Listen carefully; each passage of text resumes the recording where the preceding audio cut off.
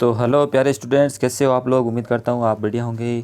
तो आपने twelfth pass कर ली है और इसके लिए आपको बहुत बहुत बधाइयाँ। और अब आप आगे हैं बीए पार्ट 1, यानी कि जिसे हम आम बोलचाल की भाषा में 13वीं की कक्षा कहते हैं। तो ये बीए पार्ट 1 के आज के इस वीडियो में मैं आपको पॉलिटिकल साइंस जो राजनीति विज्ञान सब्जेक्ट है उसका आपको सिलेबस बताऊंगा कि आपका जो इस पिछले साल से यानी कि 2024-23-24 से आपका जो सेमेस्टर सिस्टम लागू हो गया है सभी यूनिवर्सिटीज़ में, एमडीएसयू चाहे एमजीएसयू सभी यूनिवर्सिटीज़ में जो नई एजुकेशन पॉलिसी आई है, न्यू एजुकेशन पॉलिसी 2020 के हिसाब से आपको अब सेमेस्टर वाइज एग्ज़ाम देना पड़ेगा। अब सेमेस्टर वाइज का मतलब होता है कि आपके साल में 2 बार एग्ज़ाम होंगे। पहले कॉलेज की परीक्षाओं में एग्ज़ाम एक बार ही होता था, मतलब साल के आखिरी दिनों में आपको एग्ज़ाम देना होता था और आपका रिजल्ट तैयार हो जाता था, आप पास हो जाते थे। लेकिन अब से नया सिस्टम ये है, सेमेस्टर का मतलब ये हो गया कि आप जैसे आपने स्कूलों में अर्धवार्षिक और वार्षिक परीक्षा दी है, उसी प्रकार से आपके सेमेस्टर फर्स्ट और सेमेस्टर सेकंड के एग्ज़ाम होंगे। यानी कि आप जैसे अर्धवार्षिक सेमेस्टर फर्स्ट मान सकते हैं और वार्षिक सेमेस्टर सेकंड को मान सकते हैं। हालांकि इनका सिलेबस दोनों का अलग अलग होता है, वो हम आगे इस वीडियो में आपको बताने वाले हैं कि आपका जो पॉलिटिकल साइंस का सब्जेक्ट है उसमें क्या क्या सिलेबस रहता है, कौन कौन से सेमेस्टर का पहले सेमेस्टर में क्या सब्जेक्ट क्या सिलेबस है और दूसरे सेमेस्टर में क्या सिलेबस है। ठीक है, वो हम आपको पूरा परीक्षा पैटर्न के हिसाब से आपको बताने वाले हैं। तो वीडियो को पूरा देखिएगा, आपको एग्ज़ाम के से रिलेटेड या सेमेस्टर जो भी सिलेबस है आपका, वो आपका सारा डाउट उसमें क्लियर हो जाएगा। तो चलिए बात करते हैं। तो ये जो सेमेस्टर वाइज जो सिस्टम है वो एमडीएसयू अजमेर यूनिवर्सिटी या एमजीएसयू बीकानेर यूनिवर्सिटी या फिर जोधपुर यूनिवर्सिटी और राजस्थान यूनिवर्सिटी और भी जितनी भी यूनिवर्सिटीज़ है लगभग में पैटर्न वगैरह सेम ही है न्यू एजुकेशन पॉलिसी के हिसाब से। अब न्यू एजुकेशन पॉलिसी में आपने यूजीसी के हिसाब से जो गाइडलाइंस है उसमें सभी जो यूनिवर्सिटीज़ है उनका सिलेबस सेम सेम रखा गया है, इसलिए ये सेमेस्टर जो है वो आपके सिस्टम लागू किया गया है। तो सेमेस्टर सिस्टम में जो पहला आपके जो आपकी परीक्षा पैटर्न रहने वाला है वो मैं आपको बता देता हूँ। परीक्षा योजना आपकी किस प्रकार का पेपर होगा, किस प्रकार के प्रश्न आएंगे, कैसे पास होना है, वो सारी चीज़ें बताता हूँ। तो सेमेस्टर फर्स्ट और सेकंड का सेमेस्टर जो सिलेबस है वो आपको बता देता हूँ। परीक्षा योजना में देखो, आपके मतलब पेपर होगा जो 70 नंबर का होगा। पहले पेपर होता था 100 नंबर का, लेकिन अब से आपके जैसे कि आपके बोर्ड परीक्षा में होता है ना 80 नंबर का पेपर होता है और 20 नंबर के आपके 17 अंक जाते हैं जो स्कूल की तरफ से भेजे जाते हैं, उसी प्रकार आपके जो पेपर होगा, आपका जो पेपर दोगे वो 70 नंबर का होगा। और आपके प्रोजेक्ट वर्क होगा 30 नंबर का। 30 नंबर में आपको एक तो वाइवा भी आपसे लिया जाएगा और एक आपको फाइलें वगैरह बनानी होती है, प्रोजेक्ट कार्य वगैरह बनाने होते हैं जो 20 नंबर का होता है। तो 20 और 10 ये मिला के नंबर आपके बनेंगे 30। तो ये 30 नंबर जो कॉलेज की तरफ से दिए जाएंगे आपको, जैसे 17 अंक दिए जाते थे स्कूल में वैसे कॉलेज की तरफ से दिए जाएंगे। और आपको ध्यान रखना यह है कि आपको पेपर में भी पास होना है अलग से, और इसके साथ ही आपको जो आपके ये प्रोजेक्ट वर्क है 17 अंक वगैरह, ये जो 30 नंबर इसमें भी आपको अलग से पास होना पड़ेगा। ठीक है, तो दोनों में पास होना ज़रूरी है, तभी आप पास माने जाओगे। और वरना अगर आप एक में फेल हो गए दूसरे में पास हो गए तो आप फेल ही माने जाओगे, पास नहीं माने जाओगे। ठीक है, तो 70-30 का रेशियो है, 70 का पेपर होगा, 30 का आपके प्रोजेक्ट वर्क होगा दोनों सेमेस्टर के हिसाब से। ठीक है, दोनों सेमेस्टर में सेम सिलेबस है इस चीज़ का परीक्षा पैटर्न के हिसाब से। अब पेपर पैटर्न आपको बता देता हूँ कि आपके पेपर किस प्रकार आएगा, कितने % आएंगे वो बता देता हूँ।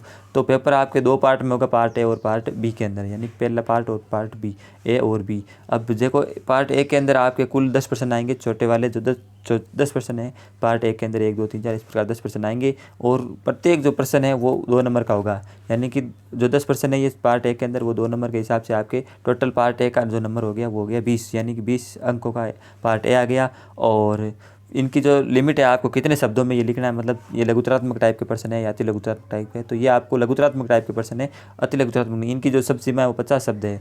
जो पार्ट ए में आप जो एग्जाम में देंगे, पार्ट ए में जो प्रश्न आएंगे वो 50 शब्दों में आपको उनका उत्तर लिखना होता है। ठीक है, तो 50 शब्दों में आपको उनका उत्तर देना है। और जो पार्ट बी होगा उसके अंदर आपको जो पार्ट बी है आपका रहने वाला है उसमें आपके टोटल प्रश्न आएंगे 10। ठीक है, अब 10% आपको इसमें नहीं करने हैं, इनमें से आपको केवल 5% करने हैं पार्ट बी के अंदर।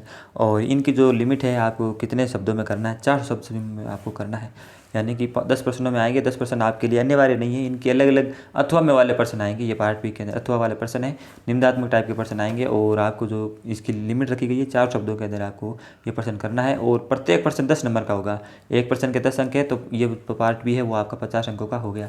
50 अंक ये, और पार्ट ए के नंबर हो गए 20। तो इस प्रकार आपका जो पेपर है वो 70 नंबर का हो जाएगा। ठीक है, तो ये जो पेपर जो पैटर्न है वो सेमेस्टर दोनों सेमेस्टर के लिए है, फर्स्ट सेमेस्टर के लिए भी सेम ही पैटर्न है और सेकंड सेमेस्टर के लिए भी यही पेपर पैटर्न रहने वाला है। ठीक है, ध्यान इतना ही रखना, पार्ट ए के अंदर आपको 10 प्रश्न करने हैं, वो अनिवार्य हैं। और जो पार्ट बी है इसके अंदर 10 प्रश्न में से आपको 5 प्रश्न करने हैं अथवा वाले। ठीक है, अथवा में से आपको 1 प्रश्न करना है। ठीक है ना, अथवा वाले। ठीक है, तो और इस प्रकार ये 50 नंबर के आपका पेपर हो जाएगा और 30 नंबर आपके प्रोजेक्ट वर्क के हिसाब से अलग हो ही जाएंगे।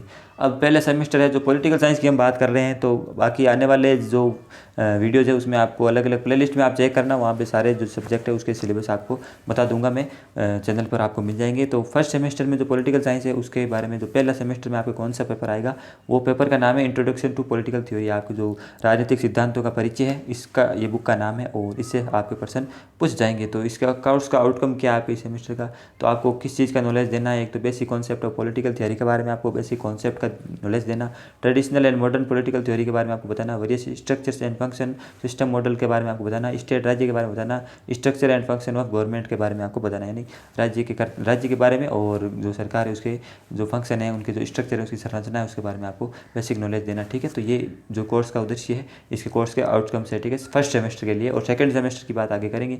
अब आपके सिलेबस में कौन कौन सी चीज़ें हैं वो मैं आपको बता देता हूँ कि आपके कौन कौन से टॉपिक से प्रश्न आएंगे फर्स्ट सेमेस्टर के अंदर।